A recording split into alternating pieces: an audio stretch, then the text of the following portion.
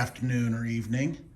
So this is a fun one. I'll try and keep it a little less technical than my STI one, which 3 people watched and 2 of them fell asleep. A while now I've been trying to lose some weight so that I could get back to mountain biking. It was something that I did when I was younger and I really enjoyed it and was trying to get back to it.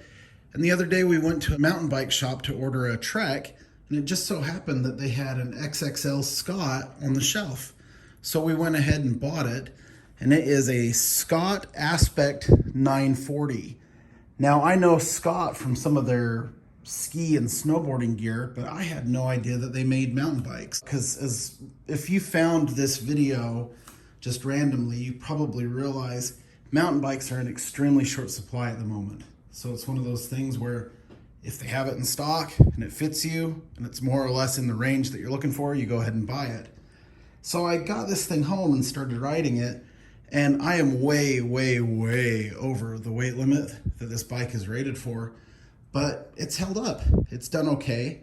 I wasn't looking for a hardtail, but it's a good transition because as I start losing weight and get closer to the rated weight limits, then I can order the Trek that I'm looking at.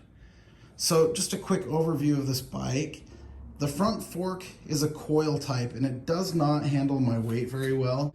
I didn't realize that there was there's a preload and a dampening adjustment on the top.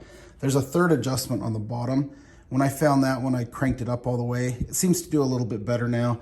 It just doesn't give a lot of cushion. That's the main criticism that I have of this bike, is it really beats the tar out of me. But otherwise, it rides pretty nicely. The advertised weight is just a touch over 30 pounds. So it's not the lightest bike in the world, but the brakes are fantastic. I've never ridden a bike that had hydraulic disc brakes, but man, that is a world of difference riding this because it stops on a dime. I have to be careful getting too hard into the brakes because it'll just knock you right off if you get on it too hard. Tires are pretty good.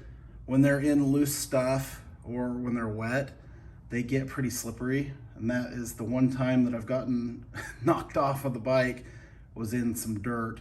I hit something at the wrong angle and went flying.